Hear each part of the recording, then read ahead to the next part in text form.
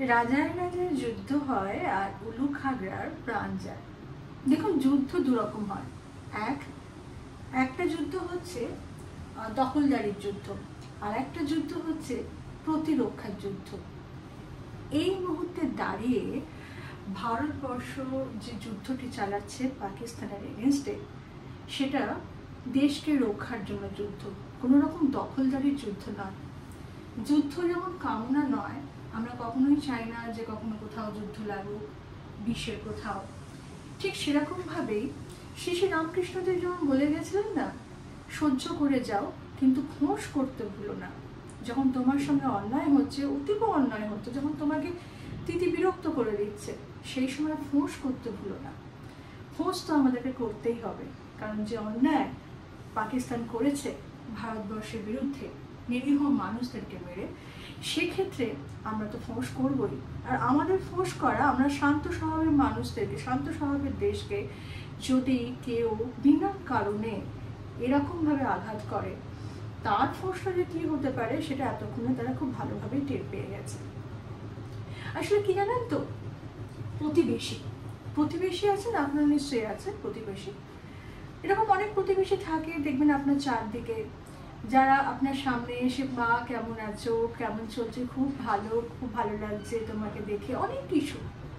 কিন্তু আপনার উন্নতিতে, আপনি যে উন্নতি করছেন, আপনি ধরুন আপনার বাড়ির আদার্স লোকেরা ব্যবসা বাণিজ্য, কাজকর্ম, পড়াশোনা সমস্ত দিক থেকে যারা উন্নতি করছে, আদার্স প্রতিবেশীরা কিন্তু খুবই জ্বলে, তাই না? জ্বলতে থাকে। আর এই প্রতিবেশীদেরকে জ্বলাতে যারা আরো বেশি করে ঘি ঢালে, সে হচ্ছে আর এক প্রতিবেশী, যে প্রতিবেশী কিন্তু আপনাকে তার প্রতিদ্বন্দ্বী মনে করে, কারণ আপনার উন্নতিতে তার কিন্তু অনেক বাধা আসছে। বাকি প্রতিবেশীগুলো হয়তো আপনাকে প্রতিদ্বন্দ্বী মনে করতে পারে না, কিন্তু আপনার উন্নতিতে জ্বলে। এইরকমই আমাদের ভারতবর্ষের প্রতিবেশী কারা? পাকিস্তান, নেপাল, ভুটান, বাংলাদেশ, শ্রীলঙ্কা এবং চীন। এর মধ্যে একমাত্র ভুটানই আমাদের এমন একজন প্রতিবেশী যিনি সত্যি কারোর সাথে পাশে থাকে না, এবং যারা খুব শান্তিপ্রিয়, এবং কারোর উন্নতিতে এদের কোনো ঈর্ষান্বিত হয় না, এবং অবশ্য ভারতের ভালো বন্ধু। আমি একটু রান্না করতে করতে এই কথাটা বলি। তো এই ধরনের প্রতিবেশী যারা, বাকি রইল কারা? এই পাকিস্তান, নেপাল, বাংলাদেশ, শ্রীলঙ্কা, এদেরকে কারা ঘি ঢালছে বা কে ঘি ঢালছে? সেটা হচ্ছে চীনের মতো প্রতিবেশী, যে আপনাকে, ভারতবর্ষকে পুরোভাবে প্রতিদ্বন্দ্বী মনে করছে, যার উন্নতিতে বাধা হতে সৃষ্টি করতে পারে। কিন্তু কি হলো আলটিমেটলি? বাকি প্রতিবেশীগুলোর সাথে সেই প্রতিবেশী খুব পীড়িত করলো, তাদেরকে বিনা কারণে ইনভাইট করা, তাদেরকে গিফট দেওয়া, তাদের পাশে থাকা, কারণ একটাই, যে আপনাকে কোণঠাসা করা। ঠিক আছে? এরকম প্রতিবেশী তো আমরা সবসময়তেই আমাদের আশেপাশে দেখে থাকছি, ভারতবর্ষের অবস্থাও তাই। ঠিক সময়টা যখন এলো, তখন কিন্তু সেই প্রতিবেশী, অর্থাৎ কিনা চীন, তারা কিন্তু সরে গেল। তারা কিন্তু বললো, না বাবা, আমার অনেক ক্ষতি হয়ে যাচ্ছে। সেটা শ্রীলঙ্কার ক্ষেত্রে দেখে নিন, বাংলাদেশের ক্ষেত্রে দেখে নিন, পাকিস্তানের ক্ষেত্রে দেখে নিন, বা এখনো দেখে নিন। আসলে কি জানেন তো, এই পাকিস্তান নামটা হচ্ছে এমন একটা, কি বলবো, দেশ যেটা হচ্ছে আমাদের ক্যান্সারের মতো। ক্যান্সার হলে যেমন আমাদেরকে কেমোথেরাপির মাধ্যমে সেই ক্যান্সার সেলটাকে আমাদেরকে পুরোপুরি নষ্ট করে দিতে হয়, যাতে সেই ক্যান্সার সেলটা আবার আমাদের শরীরে ব্যাক করে না আসে, এবং আবার সেখান থেকে ক্যান্সারের উৎপত্তি না হয়।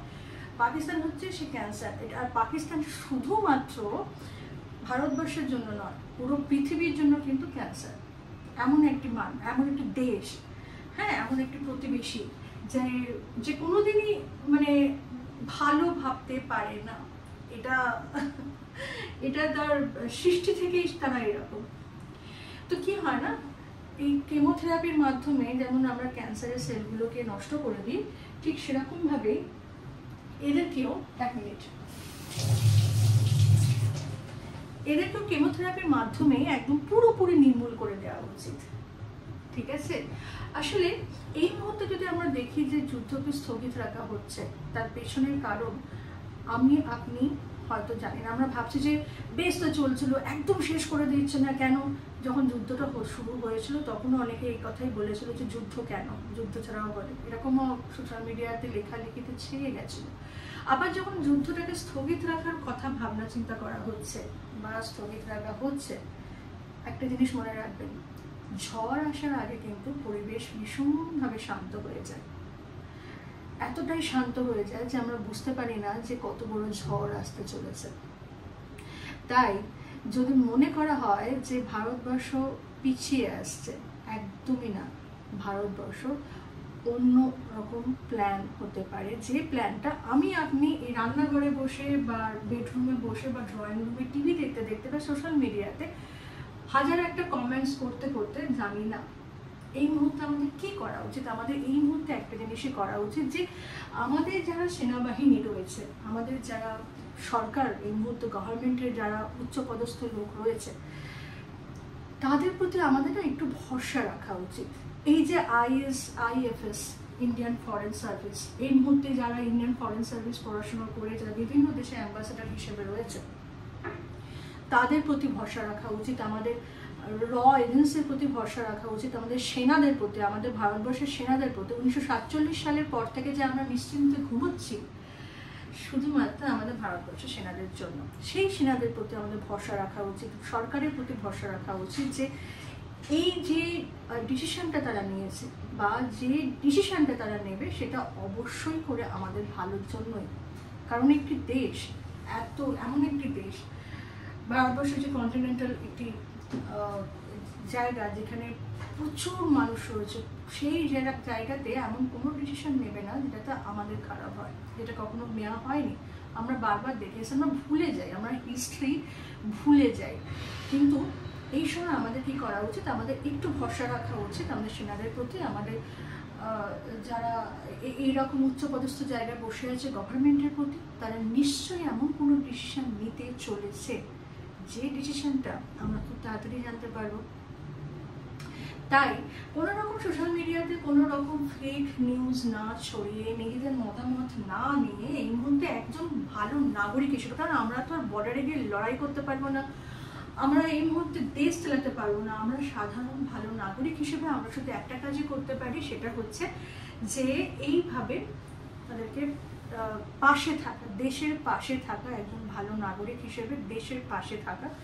আমরা এই মুহূর্তে একটা কাজই করতে পারি, আর সেটাই বোধহয় আমাদের করা উচিত। তো সেক্ষেত্রে আমার একটাই অনুরোধ সবার কাছে, যে যেখানেই থাকুন, যে কাজই করুন না কেন, অন্য কোনো রকমভাবে ফেক নিউজ না দিয়ে আমাদের সরকারের প্রতি সমস্ত আস্থা রেখে এটা বোঝা উচিত যে যা আমরা করতে চলেছি করেছি, যা ভালো করেছি, এবং যা আমরা করতে চলেছি সেটা অবশ্যই ভালোর জন্য হতে চলেছে। ঠিক আছে? তো এটাই আমার বার্তা সকলের জন্য। আমাদের এটাই করা উচিত যে ভরসা রাখা উচিত আমাদের সেনাদের প্রতি, গভর্নমেন্টের প্রতি। আপনারা কি ভাবছেন অবশ্যই আমি কমেন্ট সেকশনে জানাবেন, কিন্তু দয়া করে কোনো রকম কোনো খারাপ মন্তব্য করবেন না। কারণ খারাপ মন্তব্য, আমরা যদি নিজেরাই ঘরের মধ্যে লড়াই করি তাহলে আমাদের প্রতিবেশীরা তো মানে যে ঈর্ষাগত প্রতিবেশীরা তো আমরা হাত তেড়ে দেবে, দেখো দেখো কি মজা কি মজা। এই জিনিসটা কিন্তু আমরা করতে পারি না। এই মুহূর্তে আমাদের ঘরের ভেতর যাই চলুক না কেন মতবিরোধ, সেই ক্ষেত্রে কিন্তু আমাদের একটু খেয়াল রাখতে হবে যেন আমরা এই সময়টা একজোট হই, এই সময়টা সেনাদের পাশে থাকি, যারা আমাদের গভর্নমেন্টের উচ্চপদস্থ জায়গায় রয়েছে তাদের পাশে থাকি, তাদের ডিসিশনে। কারণ তারা এত কষ্ট করে যে পড়াশোনা করেছে, সিভিল সার্ভিস ক্র্যাক করেছে, তার পেছনে অনেক রিজন আছে, সেটা আপনি পারবো না। এত তারা আদা জল খেয়ে যে পড়াশোনা করেছে, যে পজিশন তারা হোল্ড করছে, যে ইনফরমেশন তাদের কাছে আছে সেটা, এবং সেই যে ভাবনা চিন্তা হচ্ছে সেটা অনেক বড় ভাবনা চিন্তা হচ্ছে, অনেক বড় কারণে হচ্ছে।